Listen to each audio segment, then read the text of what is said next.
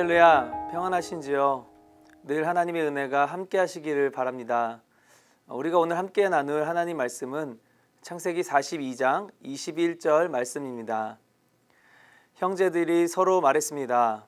정말로 우리가 우리 동생 때문에 벌을 받고 있구나. 그가 그렇게 괴로워하는 것을 보고 또 그가 목숨을 구해달라고 우리에게 사정할 때 듣지 않아서 우리가 이런 괴로움을 당하고 있는 것이다. 우리 그리스도인은 우리가 지은 죄를 용서받은 삶을 사는 사람들입니다. 그 죄의 값을 예수님이 대신 치러주신 것이죠. 따라서 우리는 그 죄값을 치를 필요는 없는 상태가 된 것입니다. 하지만 죄값을 대신 치른 것이지 죄 자체가 없어진 것은 아닙니다. 우리 안에 죄가 없는 것으로 하나님이 여겨주시는 것이지 우리가 죄인이 아닌 것이 아니라는 말입니다. 하나님께서는 그런 우리의 죄를 용서해 주셨습니다. 그런데 그렇다고 해서 용서받았다는 그 은혜 자체를 망각하기를 원하지는 않으십니다. 왜냐하면 그 은혜를 망각하는 것은 하나님을 사랑하지 않는 것이고 그것은 곧 하나님이 우리로 하여금 당신을 사랑하게 하기 위해 베푸신 이 용서의 목적 자체가 상실되는 꼴이기 때문입니다. 그래서 하나님께서는 우리가 죄가 없는 존재가 아니라 죄를 탕감받은 존재라는 사실을 잊지 않게 하시기 위해 우리 몫에 치를 죄값을 남겨놓으셨습니다. 물론 이것은 우리가 일부분은 우리 스스로 죄값을 치러야 용서받는다는 말이 아닙니다. 죄값은 100% 예수님이 다 치러주셨습니다. 단지 그것을 기억하게 하기 위한 장치라는 것입니다. 그것을 위해 우리는 이 땅을 살면서 우리 스스로의 죄에 대한 고난을 받습니다. 욥기 5장 7절에 인간은 고난을 위해 났다고 말합니다.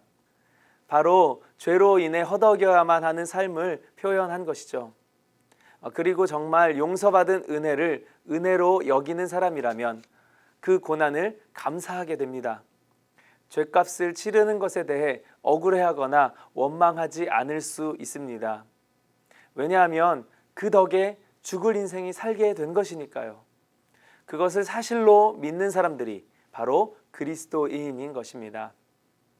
먹을 것을 구하기 위해 총리가 된 요셉을 찾아온 요셉의 형들에게 요셉은 곡식을 쉽게 주지 않고 베냐민을 데려오라는 조건을 겁니다. 그렇지 않으면 죽을 것이라고 엄포를 놓죠. 형들은 막막했습니다. 아버지 야곱이 베냐민을 절대 보내주지 않을 것이었고 그것 때문에 갈등이 빚어질 수 있었기 때문입니다. 형들은 그제서야 이 어려움의 상황이 과거 자신들이 요셉을 팔아버린 것에 대한 죄값이라고 여깁니다.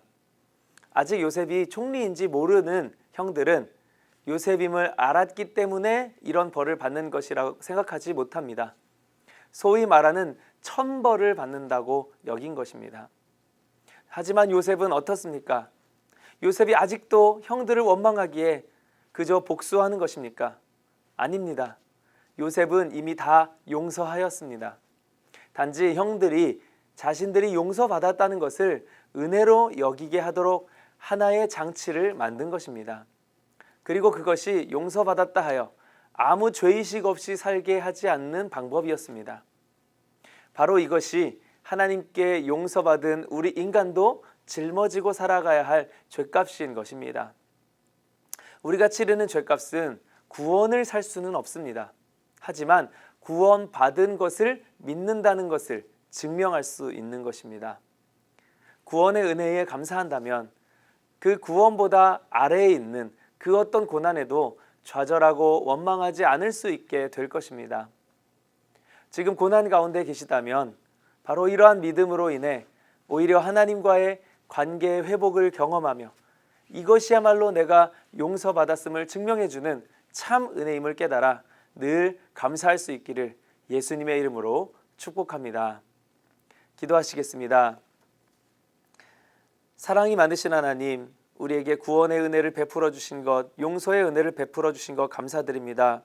그 은혜를 잊고 망각하고 살았던 우리의 연약한 모습들을 주님 다시 한번 또 용서해 주시고 이제 주님의 그 은혜의 길로 온전히 나아가 내가 참으로 죄인이었다는 것을 늘 잊지 않고 겸손하게 살아갈 수 있는, 그래서 나에게 닥쳐오는 모든 고난과 어려움조차도 감사함의 은혜로 여길 수 있는 믿음을 허락해 주시옵소서. 예수님의 이름으로 기도하옵나이다. 아멘.